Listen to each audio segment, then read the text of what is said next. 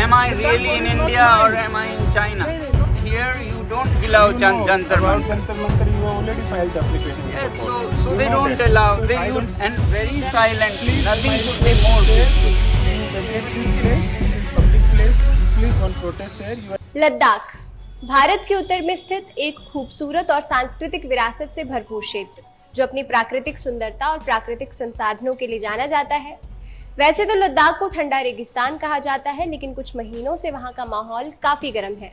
जहां आज से 6 महीने पहले तक लद्दाख के लोग सिर्फ लद्दाख तक प्रदर्शन कर रहे थे, आज वो प्रदर्शन करते करते लद्दाख से दिल्ली आ पहुंचे हैं। लद्दाख के विख्यात इंजीनियर और एनवायरमेंटलिस्ट सोनम वांगचुक और लद्दाख के लोग अपनी मांगों को लेकर काफी समय से भूख हड़ताल पर है। नमस्कार, आप देख रहे हैं विंध्य फर्स्ट और आज का हमारा एक्सप्लेनर लद्दाख और वहां चल रहे प्रोटेस्ट को लेकर होने वाला है। वीडियो में हम जानेंगे कि लद्दाख के लोग इतने समय से हड़ताल पर क्यों हैं और उनकी क्या मांगे हैं। 2019 में आर्टिकल 370 हटने के बाद जिस लद्दाख के लोगों ने खुशियां मनाई थी, आज वो स्टेटहुड की वापसी की मांग क्यों कर रहा है। और जैसा कि सोनम वांगचुक ने कहा कि सरकार ने लद्दाख के लोगों से कुछ वादे किए थे, लेकिन अब वो पीछे हट रहे हैं, तो आखिर वो कौन से वादे थे जिसकी बात सोनम वांगचुक कर रहे हैं। क्या है पूरा मामला, चलिए जानते हैं। साल 2019 केंद्र सरकार जम्मू कश्मीर और लद्दाख से आर्टिकल 370 को समाप्त करती है।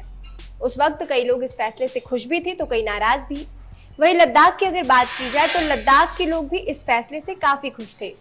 370 हटने के बाद राज्यों को 2 केंद्र शासित राज्य में विभाजित कर दिया गया, जिसमें लद्दाख को अलग केंद्र शासित राज्य बनाया गया। लेकिन अब इस राज्य को पूर्ण राज्य का दर्जा देने की मांग को लेकर लद्दाख के लोग सड़कों पर उतर आए हैं। सबसे पहले जानते हैं कि लद्दाख के लोगों की आखिर मांगे क्या है।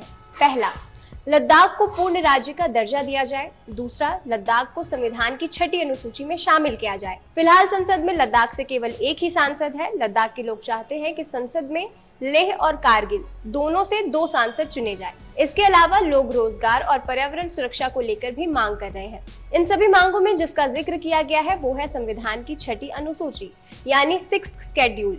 अब इसमें क्या है? संविधान की 6ठी अनुसूची असम, मेघालय, त्रिपुरा और मिजोरम में आदिवासी क्षेत्रों में आदिवासी आबादी के अधिकारों की रक्षा करने की प्रावधान करती है।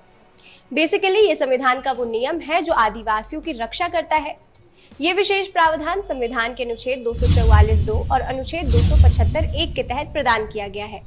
6ठी अनुसूची के तहत जनजातीय क्षेत्रों में स्वायत्त जिले बनाने का प्रावधान है। यदि किसी जिले में अलग अलग जनजातियां हैं तो कई ऑटोनॉमस डिस्ट्रिक्ट बनाए जा सकते हैं। हर स्वायत्त जिले में एक ऑटोनॉमस डिस्ट्रिक्ट काउंसिल बनाने का भी प्रावधान है। इतना ही नहीं, इन राज्यों को प्राकृतिक संसाधनों, कृषि, ग्राम परिषद, स्वास्थ्य और नगर स्तर की पुलिसिंग, विरासत, सामाजिक रीति रिवाज और खनन आदि से जुड़े कानून और नियम बनाने का भी हक है। लद्दाख के लोगों का ये मानना है कि अगर उनके क्षेत्र में बाहरी राज्यों के लोग आकर रहेंगे तो उनकी जीवन शैली पर प्रभाव पड़ेगा। एक तो वैसे ही लद्दाख में रोजगार की कमी है और अगर लद्दाख को अलग राज्य नहीं बनाया गया तो लद्दाख में बेरोजगारी और बढ़ सकती है। इसके अलावा लद्दाख एक ऐसा केंद्र शासित प्रदेश है जहां इलेक्शंस नहीं करवाए जाते। वहां ना तो कोई विधानसभा है और ना ही कोई प्रतिनिधि। ऐसे में लद्दाख के लोग खुद की सरकार भी चाहते हैं। लद्दाख में 2 प्रमुख जिले हैं, एक कारगिल तो दूसरा लेह।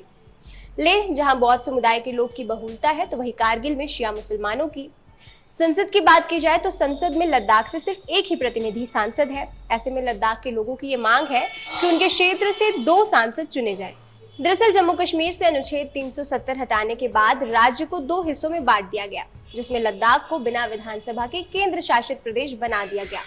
इससे वहां का विशेष दर्जा खत्म हो गया। केंद्र शासित प्रदेश के निर्माण ने उन्हें विधायिका के बिना ही छोड़ दिया, जिससे वे स्वायत्तता से वंचित हो गए। शासन में सरकारी नौकरियों और भूमि अधिकारों में पर्याप्त प्रतिनिधित्व की मांग और 6ठी अनुसूची के अलावा पूर्ण राज्य की मांग, लद्दाख में एक और संसदीय सीट को बढ़ाना आंदोलनकारियों की मांग में शामिल है। इसको लेकर लद्दाख के लोग 2019 से ही प्रदर्शन करते आ रहे हैं, जिसका नेतृत्व सोनम वांगचुक कर रहे हैं। सोनम वांगचुक एक प्रसिद्ध भारतीय इंजीनियर, शिक्षक और सामाजिक कार्यकर्ता है, जिन्होंने लद्दाख क्षेत्र और वहां के लोगों के लिए काफी योगदान दिया है। बॉलीवुड फिल्म 3 इडियट्स में आमिर खान का किरदार सोनम वांगचुक के जीवन से ही प्रेरित था। NIT श्रीनगर में मैकेनिकल इंजीनियर की पढ़ाई करने वाले सोनम वांगचुक शिक्षा में सुधार और देश के विकास के लिए काम कर रहे हैं। वांगचुक ने कई आविष्कार किए हैं, जिनमें solar heated military tent, artificial glacier और SECMOL परिसर का डिजाइन शामिल है। हालांकि काफी समय से सोनम वांगचुक लद्दाख और उसके अधिकारों के लिए शांतिपूर्ण मार्च कर रहे हैं। इसी साल मार्च महीने में सोनम ने 21 दिन की भूख हड़ताल की थी। भूख हड़ताल खत्म करने के बाद सोनम वांगचुक ने कहा था, यह आंदोलन का अंत नहीं बल्कि एक नई शुरुआत है। अपनी मांगों को लेकर हमें जब तक आंदोलन करना पड़ेगा हम करेंगे।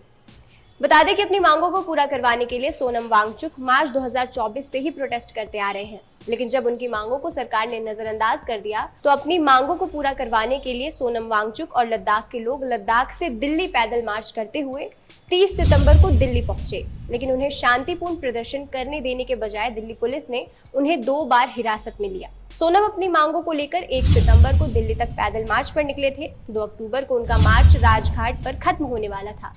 30 सितंबर की रात सोनम और लद्दाख के 150 लोग दिल्ली पहुंचे। वे दिल्ली के सिंधु बॉर्डर पर रात बिताना चाहते थे, लेकिन दिल्ली में धारा 163 लागू कर दी गई। वांगचुक को बवाना पुलिस थाने ले जाया गया, बाकी प्रदर्शनकारियों को दूसरे थानों में भेज दिया गया। 30 सितंबर की रात जब उन्हें दिल्ली पुलिस ने हिरासत में लिया तो उन्होंने एक्स पर पोस्ट किया और कहा, मुझे दिल्ली की बॉर्डर पर हिरासत में लिया गया है।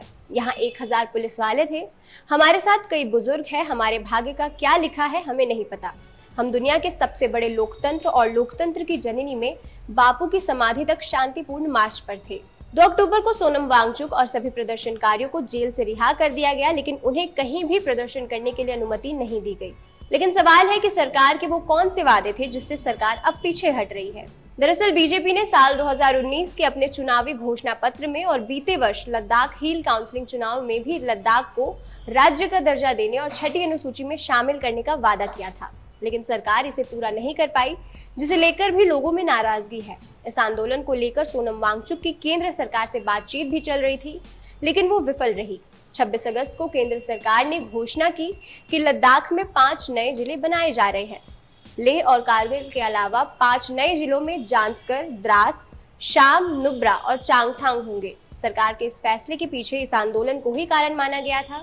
फिलहाल सोनम वांगचुक और लद्दाख के लोग दिल्ली के लद्दाख भवन के बाहर प्रोटेस्ट कर रहे हैं।